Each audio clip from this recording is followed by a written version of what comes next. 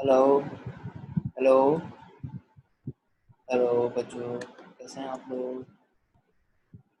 जी, तो शुरू करते हैं हम लोग बीएसटी का पहला चैप्टर। इसका नाम है nature and significance of management. बहुत ही इंटरेस्टिंग है बच्चों, बहुत ही इंटरेस्टिंग चैप्टर। आपको पसंद आएगा काफ़ी, और काफ़ी डेवलपमेंट कर जाएंगे आप इस चैप्टर को पढ़ने में। ठीक है ना? देखिए, बिजनेस स्टडीज़ की दो किताबें हैं हमारी बिजनेस स्टडीज़ में। सबसे पहली है principles and functions of management, और जो दूसरी किताब है वो है आपकी फाइनेंशियल मार्केटिंग के बारे में, फाइनेंशियल मैनेजमेंट, पैसे की मैनेजमेंट कैसे करते हैं। थोड़ी इंटरेस्टिंग है वो, मगर स्कूल्स में ज़्यादातर इसी बुक से चालू कराते हैं। वैसे मेरे हिसाब से तो दूसरी बुक से कराना चाहिए, मगर स्कूल्स की मर्जी है वो कैसे कराते हैं। तो बिना टाइम वेस्ट किए मैं शुरू करता हूँ। देखिए, मैनेजमेंट की बात करना है हमें। सबसे पहला चैप्टर ये नेचर कैसा है मैनेजमेंट का, मैनेजमेंट की कैरेक्टरिस्टिक्स क्या है, इम्पोर्टेंस क्या है, ऑब्जेक्टिव क्या है, उसको करने का क्या मुद्दा है, सब हमें बताना है इसमें। तो हम शुरू करते हैं, चलिए इससे। डेफिनेशन ऑफ मैनेजमेंट, मैनेजमेट का क्या है? ठीक है ना? वैसे पेपर में कभी डायरेक्ट क्वेश्चन नहीं आएगा व्हाट इज मैनेजमेंट और डिफाइन मैनेजमेंट, बट बीएसटी के सब्जेक्ट में गहराई बहुत होती है। Management refers to a process of getting things done with the aim of achieving goals effectively and efficiently. Management एक प्रोसेस है बेटा, मैनेजमेंट एक प्रोसेस है। इसी पे क्वेश्चन आ सकता है, how is management a process. देखो, प्रोसेस एक ऐसी चीज होती है जिसमें कुछ स्पेसिफिक फंक्शंस को हमें परफॉर्म करना पड़ता है। कुछ ऐसे फंक्शंस होते हैं जिनको हमें आगे बढ़ाना पड़ता है। ठीक है? इन फंक्शंस का नाम है planning, organising, staffing, directing and controlling. ये 5 फंक्शन हैं। आगे चैप्टर्स हैं, ये आगे 5 चैप्टर्स हैं आपके। किस तरीके से हम चीज़ों को मैनेज करते हैं, किस तरीके से हम चीज़ों को मैनेज कर सकते हैं, उसके लिए देखो, अब बहुत ही एक आसान सा एग्जांपल दूंगा बच्चों। आपके बोर्ड के एग्जाम्स आ रहे हैं, तो आप पहले क्या करेंगे? आप एक पूरा टाइम टेबल बनाएंगे कि भाई इतने से इतने बजे तक मुझे ये सब्जेक्ट पढ़ना है, इतने से इतने बजे तक मेरे को ब्रेक लेना है, फिर उसके बाद मेरे को दूसरा सब्जेक्ट चालू करना है। तो एक प्लान होता है, ठीक है ना? फिर ऑर्गेनाइजिंग का मतलब होता है ऑर्गेनाइज्ड रहना। ऑर्गेनाइज रहना मतलब कि भाई सारा मेरे पास मटेरियल होना चाहिए। मेरे पास अकाउंट्स की टीएस गरेवाल, इको की संदीप कर, आपकी बीएसटी एनसीईआरटी इंग्लिश की बुक होनी चाहिए, मैथ्स की बुक्स होनी चाहिए। सारा मटेरियल ऑर्गेनाइज होना चाहिए। फिर मैं स्टाफिंग करूंगा। स्कूल्स के टीचर को स्टाफ किया जाता है, ट्यूशन टीचर्स को हम खुद स्टाफ करते हैं अपनी एबिलिटी के बेसिस पे। ठीक है? Directing and controlling, directing and controlling का मतलब क्या है बेटा? डायरेक्टिंग होता है मोटिवेट करके रखना। ठीक है ना? अपने आप को देखो, बोर्ड एग्जाम्स हैं, प्लान बनाया, अपने आप को ऑर्गेनाइज किया, सारा मटेरियल रखा, अपने ट्यूशन टीचर्स को स्टाफ किया, अपने आप को मोटिवेट भी रखना है। ठीक है ना? अपने आप को मोटिवेट नहीं रखोगे ना, तो मार्क्स कम लाने की संभावना है ना? अपने अंदर एक पॉजिटिव एनर्जी लाओ, अपने आप को डीमोटिवेट नहीं करना है। आपको नंबर लाने हैं, आपके मन में एक फिक्स्ड गोल है, तो आपको उसकी तरफ पॉजिटिव रहना है। आपको उसकी तरफ नेगेटिव नहीं जाना, और आपको कोई ऐसा बंदा भी नहीं आसपास अपने भटकने देना जो आपको इस चीज को नेगेटिव पॉइंट ऑफ व्यू में दिखाए। जैसे आपके रिश्तेदार हो गए, या फिर ज्यादा सीरियस मत लेना इसको, मगर होता है ऐसा। मैं खुद 12th के पेपर दे रहा था तो मेरे साथ भी हुआ था। जो भी है, सेम चीज़ है। बस अब आ जाते हैं हम लोग। तो डायरेक्टिंग एक काफ़ी ऐसी चीज़ है जिससे हम लोग रिलेट कर पाते हैं in context of the topic of board exams. And controlling बेटा, कंट्रोलिंग, आपको अपने ऊपर कंट्रोल रखना है कि मैं 5 से 6 अकाउंट्स पढ़ रहा हूँ। मेरा अगर टाइम 5 से 6 है, तो मतलब मैं 5 से 6 ही पढ़ रहा हूँ। 5 से 7 नहीं लेके जा रहा हूँ उसको, और फिर मैं बीएसटी बिल्कुल ना पढ़ूँ पूरे दिन। मेरे को पूरे दिन में 5 सब्जेक्ट पढ़ने हैं। मैं एक ऐसा टाइम बना के चल रहा हूँ, ऐसा टाइम टेबल बना के चल रहा हूँ, तो मेरे को 5 सब्जेक्ट करने हैं। ये नहीं कि एक दिन मेरा मन करा मैं अकाउंट्स पढ़ लूँ, एक दिन मेरा मन करा मैं पूरा दिन बीएसटी पढ़ लूँ, एक दिन मेरा मन करा मैं पूरा दिन इको पढ़ लूँ। तुम कर ही नहीं पाओगे। बहुत बोरिंग। तो मैनेजमेंट एक प्रोसेस क्यों है मैं तुम्हें बता चुका हूँ। काफी गहराई वाला टॉपिक है, देखो बीएसटी बहुत गहराई वाला topic. Achieving goals effectively and efficiently. Achieving goals, भाई मेरा गोल है कि मेरे को बोर्ड एग्जाम में नंबर लाने हैं, ठीक है। मेरा गोल है, मेरे को बोर्ड एग्जाम में 90% से ऊपर लाना है। मेरा गोल है कि मेरे को बीएसटी में 100 में से 100 लाना है। तो person to person goals depend करते हैं, ठीक है। अब इफेक्टिव और एफिशिएंट, देखो दो ऐसे वर्ड्स हैं जो कि बहुत ज्यादा इम्पोर्टेंट कह सकते हो, क्योंकि ये जो दो वर्ड्स हैं के ऊपर आ जाता है बोर्ड में क्वेश्चन। तो इफेक्टिव का मतलब है कि भाई उस दिए हुए काम को खत्म कर दूं मैं, मेरा बोर्ड का पेपर हो जाए। अब देखो थोड़ा थोड़ा बोर्ड से पढ़ते हुए अब मैं फैक्ट्री की तरफ आता हूँ। एक फैक्ट्री में एक मैनेजर होता है, ठीक है ना, हर लेवल पे एक मैनेजर होता है, वो हम आगे पढ़ेंगे लेवल्स ऑफ मैनेजमेंट, ठीक है। वो हम आगे पढ़ेंगे लेवल्स ऑफ मैनेजमेंट, हमें आगे वो देखना है। हर लेवल पे एक मैनेजर है, ठीक है ना, उसको अपना काम करना है, ठीक है ना। उसका जो टास्क है, जो टॉप लेवल है उनको अपने डिसीजंस लेने हैं, जो मिडल है उनको वो डिसीजंस जो है वो लोअर लेवल के पास, जो ऑपरेशनल लेवल होता है मैनेजमेंट का, उसके पास लेके जाना है।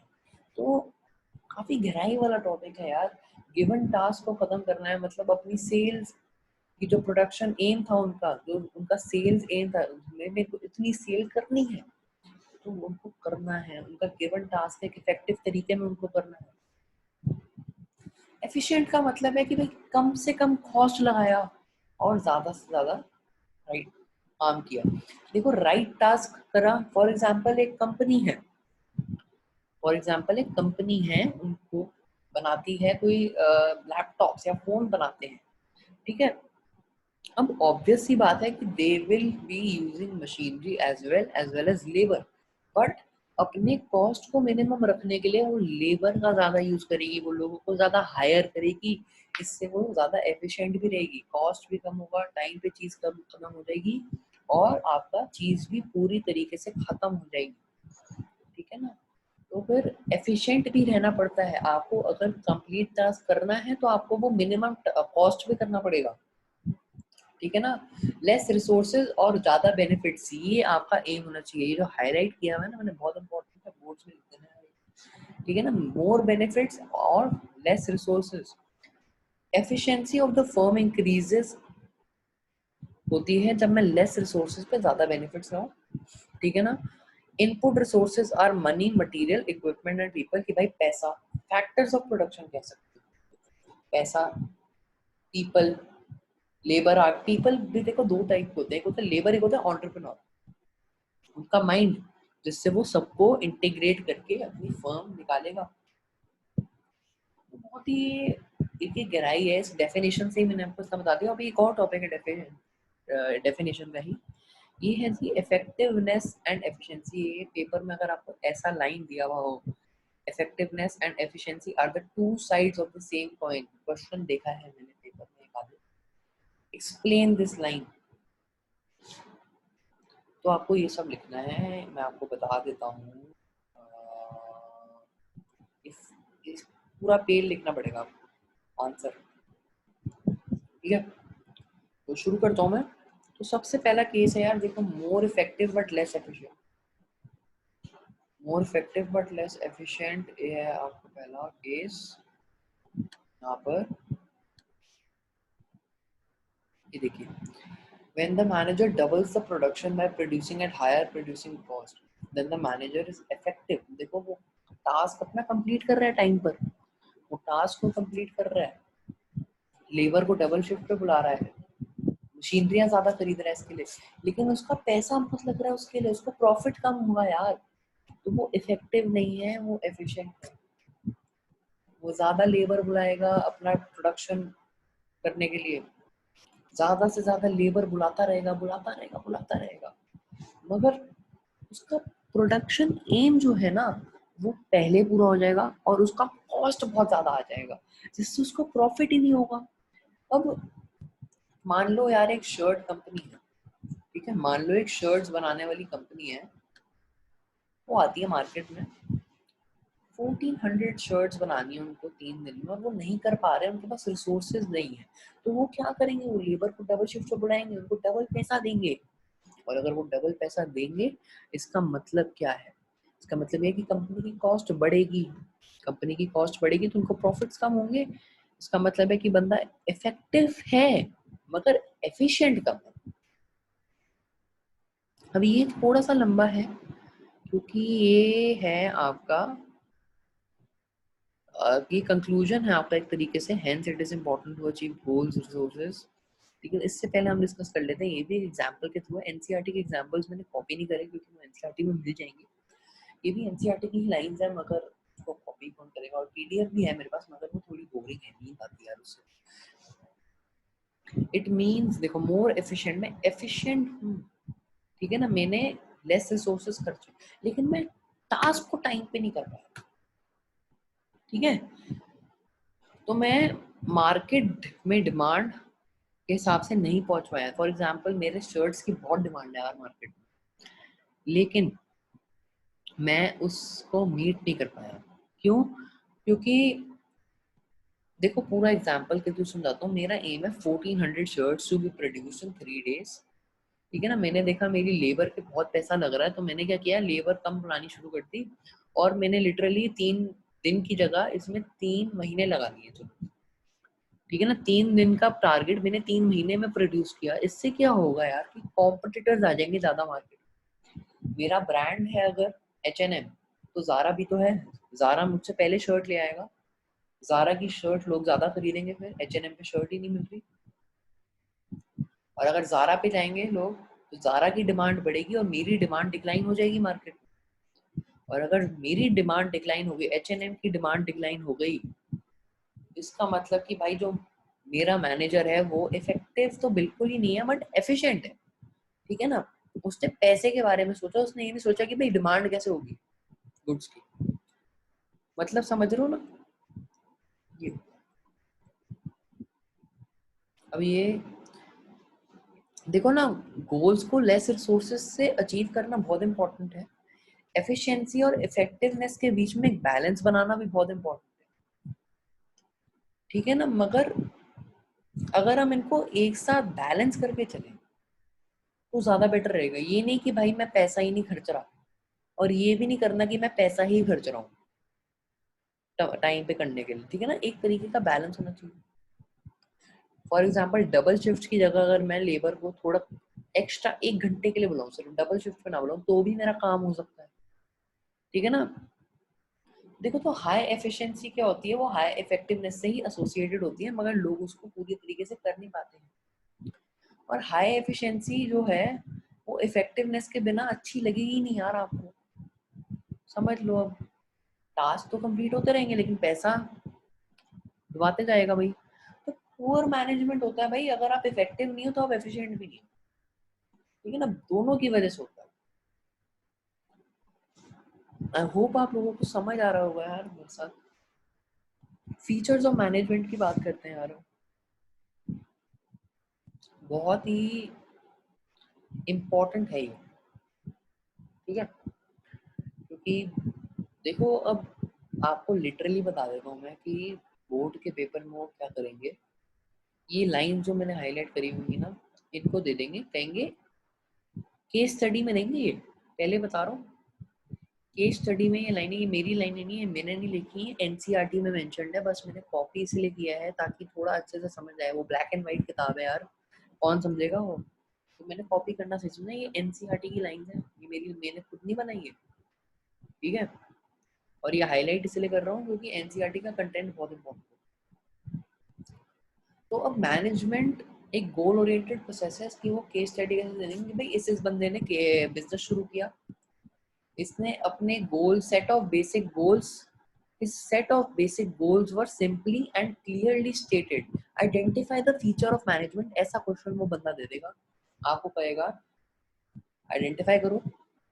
और अगर आपने एनसीईआरटी ढंग से नहीं पढ़ी हुई, गारंटी करता हूँ ये आंसर आप नहीं दे पाओगे, क्योंकि मेनली आपको एनसीईआरटी पढ़नी है। हाँ, आप सुभाष डे रेफर करो, जौन सी बुक करनी है करो, Subhash day is a good book, मगर एनसीईआरटी की 2 बार रीडिंग होनी बहुत मस्त है, ठीक है ना। मगर ये नोट्स शॉर्ट नोट्स मैंने इसलिए बनाया है ताकि थोड़ा अच्छा रहे और एक्सप्लेन ये लिखन, बस ये 4 वर्ड लिखना अगर ये पूरा मांगेगा ना, management is a goal oriented process, ये जो हाईलाइटेड वर्ड्स है ना इनको फ्रेम करके आ जाना, फुल मार्क्स मिलेंगे, गारंटी मैं दे रहा हूँ।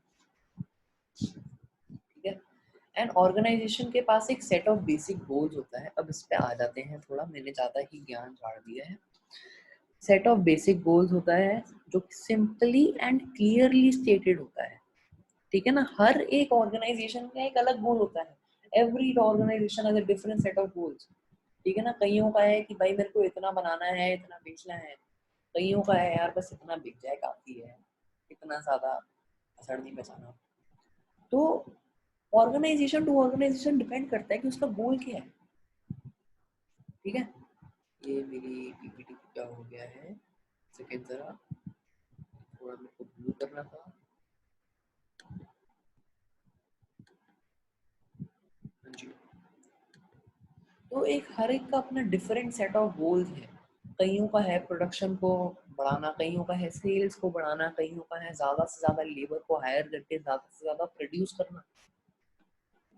ठीक है। तो हर किसी का अपना अपना एक गोल है। कईयों का है जब मैं इतना बेचूंगा, मेरे को इतना बेचना है एक साल में, मेरा गोल है कि मैं इतना बेचूंगा। मैनेजमेंट इज ऑल परवेसिव, मतलब कि मैनेजमेंट सबके लिए एक ही चीज है यार। अगर मैं एक सोशल ऑर्गेनाइजेशन में काम कर रहा हूँ, मैं एक पॉलिटिकल ऑर्गेनाइजेशन में काम कर रहा हूँ, और अगर मैं एक इकोनॉमिकल ऑर्गेनाइजेशन में काम कर रहा हूँ, तो मैनेजमेंट मेरे लिए एक ही चीज। Management is all pervasive. Management social भी मैनेजमेंट करना पड़ता है। एक नॉन फॉर प्रॉफिट ऑर्गेनाइजेशन मतलब कि एक सोशल ऑर्गेनाइजेशन है वो, उसको भी मैनेज करना पड़ेगा। पॉलिटिकल का मतलब क्या होता है? पॉलिटिकल जो राजनीति सिस्टम होता है, आपकी जितनी भी पॉलिटिकल पार्टीज होती है उनमें भी मैनेजमेंट की सख्त जरूरत है। टॉप मैनेजमेंट में आपके आ जाते हैं जो सीएम पीएम बनते हैं, फिर मिडिल मैनेजमेंट में छोटे लेवल के नेता आ जाते हैं, ऑपरेशनल लेवल पे और छोटे आ जाते हैं, और इकोनॉमिकल जो प्रॉफिट के लिए होती है आपकी ऑर्गेनाइजेशन, उनमें भी मैनेजमेंट होता है। ठीक है। तो फिर थोड़ा आप इस बात को समझो कि मैनेजमेंट हर फील्ड में है। सिर्फ प्रॉफिट ऑर्गेनाइजेशन में मैनेजमेंट नहीं होता, सिर्फ वहां मैनेजर नहीं होता, पार्टी का भी मैनेजर होता है। ठीक है ना। एक एनजीओ है उसका भी मैनेजर होता है। ठीक है। अब हम आते हैं मैनेजमेंट इज मल्टी डायमेंशनल यार। इसमें 3 टाइप्स के आ जाते हैं, मैं बता देता हूँ। मैनेजमेंट ऑफ वर्क, ठीक है ना, एक काम को कैसे मैनेज करते हैं। ठीक है ना। मैनेजमेंट ऑफ वर्क का मतलब है मैं काम को कैसे मैनेज करना है। ठीक है। तो उसमें मेरे को प्लान्स एस्टैब्लिश करने पड़ेंगे, उसमें मेरे को डिसीजंस लेने पड़ेंगे, मेरे को बजट बनाना पड़ेगा, मेरे को रिस्पॉन्सिबिलिटी असाइन करनी पड़ेगी, आगे मेरे को अथॉरिटी देनी पड़ेगी किसी को। ठीक है ना। तो काम को कैसे मैनेज करना है, ये सारे तरीके हैं यार, ये लिख देना बस। और all organisation exist to perform the same work, जो प्रॉफिट वाली होती है। मैनेजमेंट ऑफ पीपल, भाई मेरे जो एम्प्लॉयज काम कर रहे हैं, जो ह्यूमन रिसोर्स ग्रेटेस्ट एसेट होता है मेरी फर्म के लिए, मैं उसको कैसे मैनेज करूंगा। ठीक है ना। तो फिर जो लोग मेरी फर्म में काम कर रहे हैं या फिर किसी भी फर्म में काम कर रहे हैं, उनको सिर्फ ऑर्गेनाइजेशनल गोल्स पे ही ध्यान देना है, उनको और किसी गोल पे ध्यान नहीं देना। ठीक है। अगर वो ऑर्गेनाइजेशन में है तो उनका मेन गोल ही ऑर्गेनाइजेशन है, ऐसा होना चाहिए। ठीक है। और ठीक है ना, मेकिंग द स्ट्रेंथ्स इफेक्टिव, कि मतलब जो उनके ताकत है उनको और ताकतवर बनाना उसमें, और जो उनकी वीकनेस है उसको प्रिवेंट करते रहो। वो उनको ऐसा काम ही मत दो, किसी की टाइपिंग स्लो उसको टाइप करने को ही मत दो। ठीक है ना। तो ऐसा होता है हर ऑर्गेनाइजेशन में। मैनेजमेंट ऑफ ऑपरेशन में मैनेजमेंट ऑफ वर्क और मैनेजमेंट ऑफ पीपल का इंटीग्रेशन होता है यार। ठीक है ना। एक ऑर्गेनाइजेशन में कुछ बेसिक सर्विसेज होती हैं जो कंज्यूमर्स को प्रोवाइड की जाती हैं। ठीक है ना। This requires a transformation of input and technology into desired output. इसका मतलब है कि कुछ इनपुट मटेरियल होता है, उसको आउटपुट में कन्वर्ट करना होता है। ठीक है ना, कंजम्पशन के लिए। तो अगर काम करेंगे लोग ढंग से, ठीक है ना, लोगों को ढंग से काम करना है, लोगों को ढंग से काम करना है। पीपल और वर्क में कनेक्शन क्या है कि यार जो लोग मेरी फर्म में काम कर रहे हैं उनको काम ढंग से करना क्या है, काम करना है। काम में आता है budgets must be prepared, decisions must be taken, plans must be establish. तो ऑपरेशन का मतलब है इन दोनों की इंटरलिंक, जो मैंने अभी तुमको समझाया, जो लिंक है इन दोनों के बीच। समझ आया हाँ या ना, बता देना कमेंट्स में।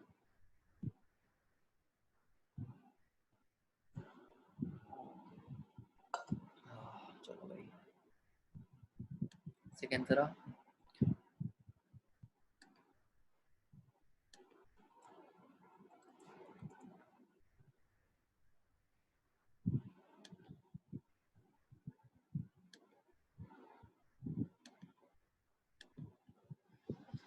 देखो अभी ऊपर भी समझाया है, मैनेजमेंट एक कंटिन्यूअस प्रोसेस है, इसके सेपरेट फंक्शंस है। देखो what are the functions of management आता है पेपर में question, planning, organising, staffing, directing, controlling.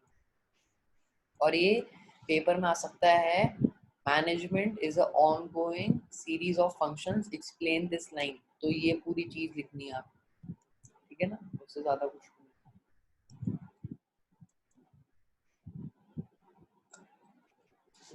Management is a group activity, काफी लोग आते हैं यार मैनेजमेंट, ठीक है ना। मैं अकेला बंदा काम नहीं कर रहा हूँ, और भी काफी लोग हैं, ठीक है। इस वाले की हम बात कर रहे थे, इसको मैं जरा नॉन अंडरलाइन कर दूं यार, नोट्स में जरा दिक्कत सी आ गई थी।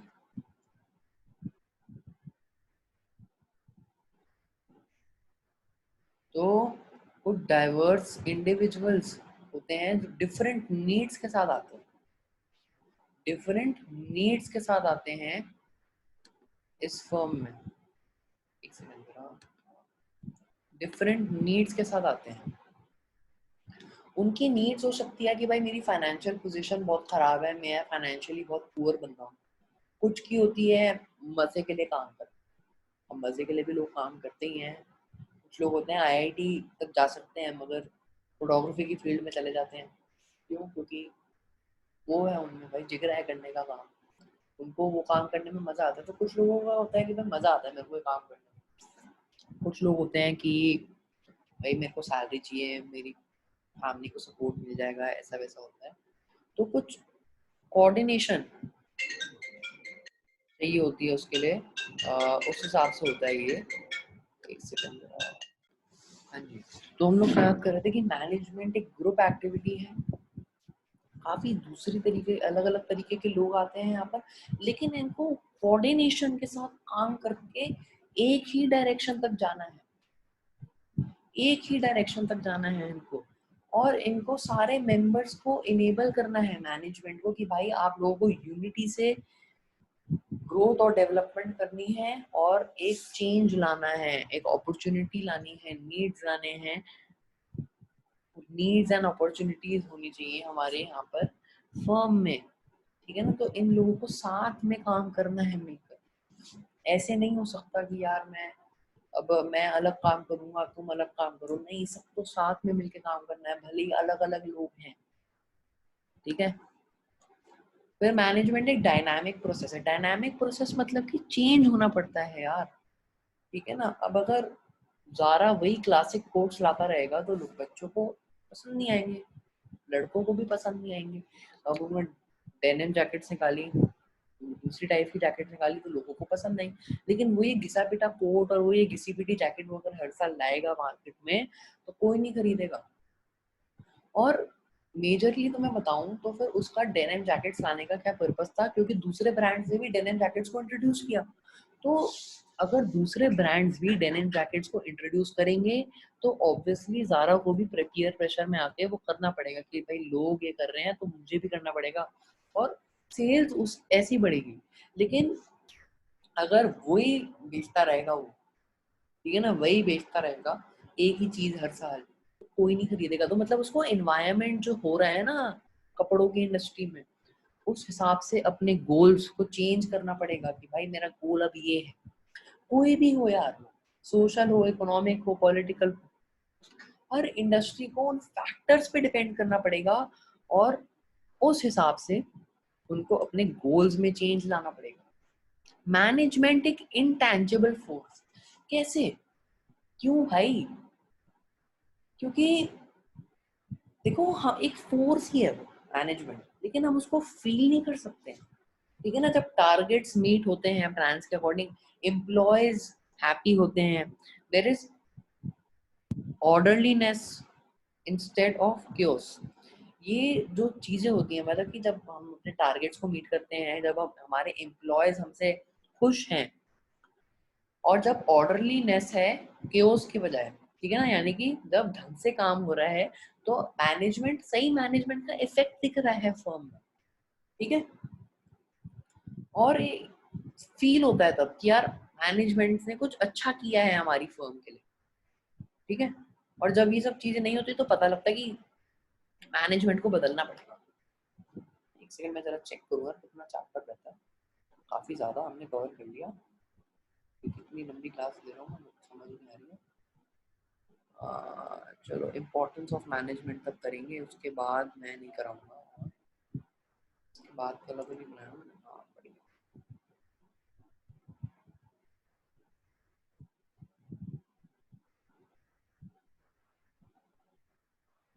ऑब्जेक्टिव्स ऑफ मैनेजमेंट में आते, देखो, क्लास 11 का फर्स्ट चैप्टर था आपका बिजनेस का नेचर एंड पर्पस। बिल्कुल सेम है, बिल्कुल सेम। ठीक है ना? और ऑर्गेनाइजेशन की ऑब्जेक्टिव्स होती हैं, ठीक है ना? मैनेजमेंट ही ऑब्जेक्टिव्स को अचीव करने में मजा रिस्पॉन्सिबल है।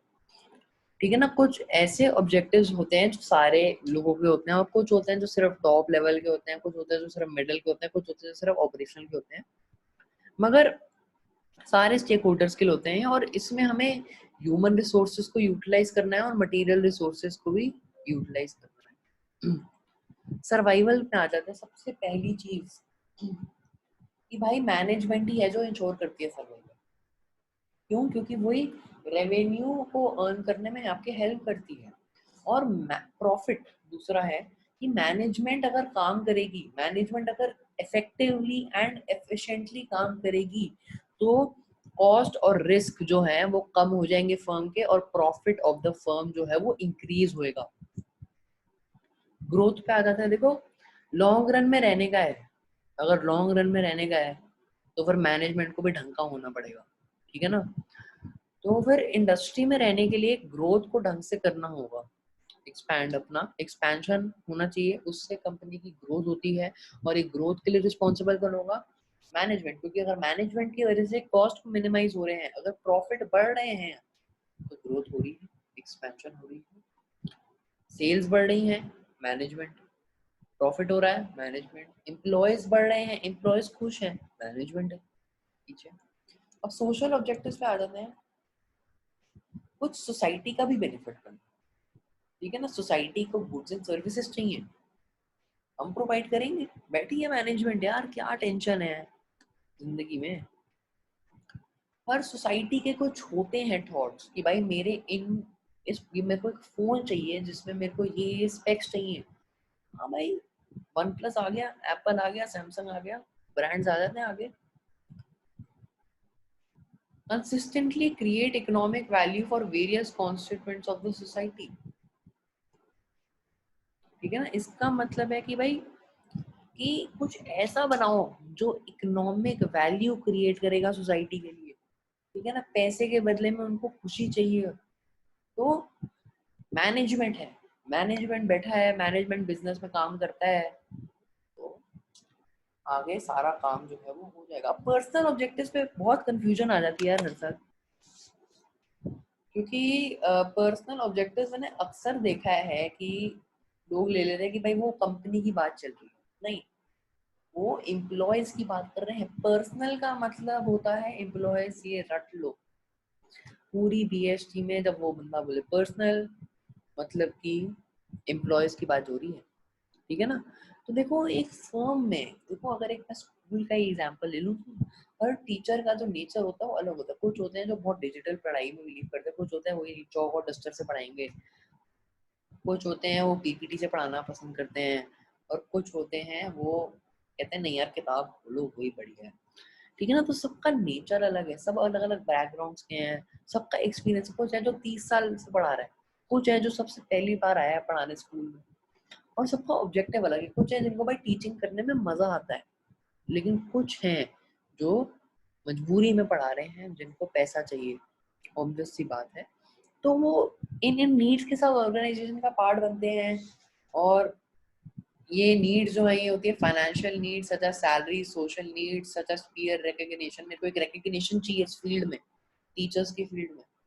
Higher level needs such as personal growth and development, काफी तक है इसके ऑब्जेक्टिव हो सकते हैं, किसी का कोई भी ऑब्जेक्टिव हो सकता है।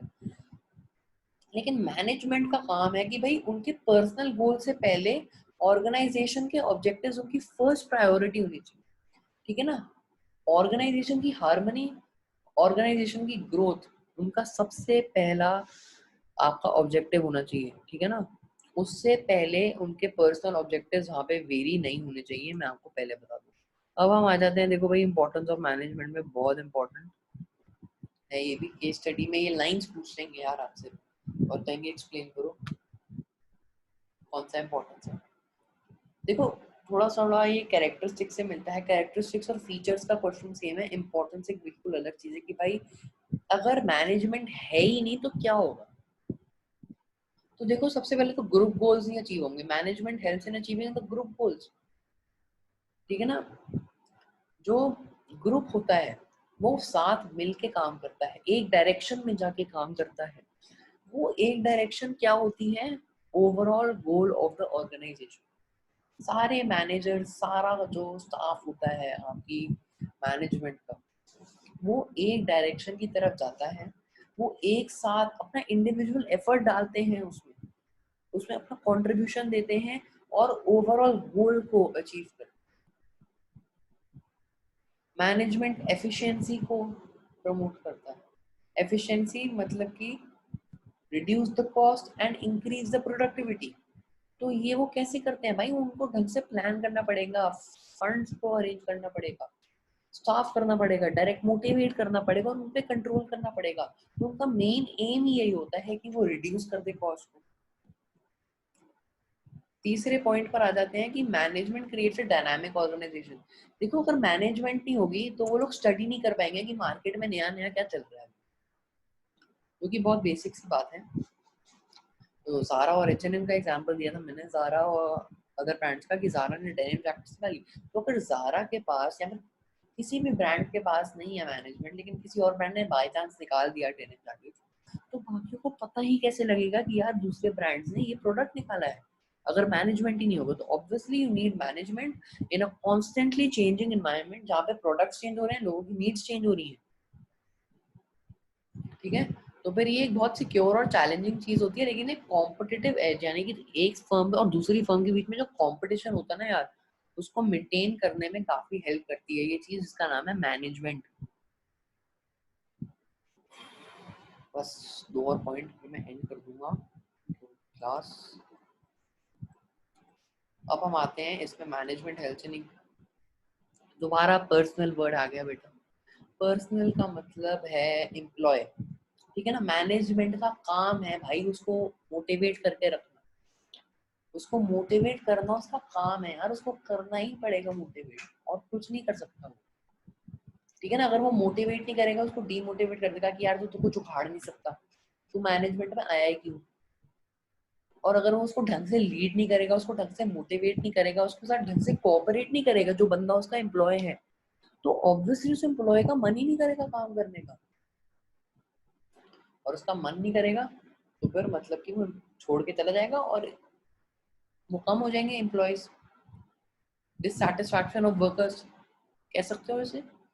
तो कहने का मतलब ये है कि पहली बात तो अगर मैनेजमेंट है ही नहीं तो एम्प्लॉयज को कोई मोटिवेट कर ही नहीं सकता। अगर है भी, अगर वो पुअर मैनेजमेंट है, मतलब वो अपने एम्प्लॉयज को ढंग से ना लीड करते हैं ना मोटिवेट करते हैं। फिर development of society, an organisation has multiple objectives, बहुत ऑब्जेक्टिव्स हैं यार, डिफरेंट ग्रुप्स को उनको सर्व करना होता है, ठीक है ना। तो डेवलपमेंट ऑफ ऑर्गेनाइजेशन भी होती है और उससे डेवलपमेंट होती है सोसाइटी की। कैसे, देखो अब जो ब्रांड्स होते हैं वो अपनी डेवलपमेंट तो करते हैं थ्रू प्रॉफिट्स, लेकिन वो सोसाइटी की भी हेल्प कर रहे हैं यार, क्योंकि वो गुड क्वालिटी ऑफ सर्विसेज बना रहे हैं, ठीक है ना। वो लोगों को जो सर्विसेज प्रोवाइड करते हैं वो बहुत अच्छी क्वालिटी की होती है, तो उससे उन लोगों का काफी फायदा होता है, ठीक है ना। एम्प्लॉयमेंट अपॉर्चुनिटीज प्रोवाइड करते हैं लोगों को, न्यू टेक्नोलॉजी को अडॉप्ट करते हैं। अब जैसे कि वन प्लस है, वो अपने नए फोन ला रहा है पॉपअप या फिर वो पंच होल के साथ ला रहा है, ठीक है ना। तो फिर और क्रिएट्स एम्प्लॉयमेंट अपॉर्चुनिटीज, मतलब लोगों को बुलाते हैं, एम्प्लॉयमेंट अपॉर्चुनिटीज देते हैं, उनको जॉब पे रखते हैं, उनको सैलरीज देते हैं, और इससे यार सैलरी जो होती है आपकी ऑर्गेनाइजेशन, उसकी बहुत ज्यादा ग्रोथ होती है और साथ साथ डेवलपमेंट होती है।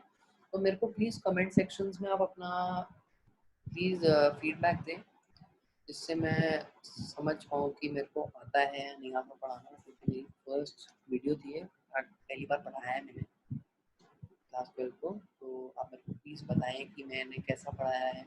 आपको अगर समझ आया तो मैं और वीडियोस बनाऊंगा, अगर आपको नहीं समझ आया मैं और वीडियोस नहीं बनाऊंगा। मगर प्लीज़ अपना फीडबैक ज़रूर दें, लाइक एंड डिसलाइक के थ्रू। सब्सक्राइब करें चैनल को अगर पसंद आया ऐसी ही और वीडियोज़ के लिए, ठीक है ना। ऐसे ही मैं नोट्स बनाता रहूँगा, अभी इतने नोट्स बनाए हैं थोड़ा एक्सपेरिमेंट करने के लिए कि क्या सीन है, लेकिन आगे जाके अगर आपको मेरा चैनल पसंद आया तो मैं एक्सपैंड भी करूँगा इसको, ठीक है ना। देखिए अब क्वेश्चन आंसर्स वगैरह भी लाऊंगा, केस स्टडीज लाऊंगा आप लोगों के लिए।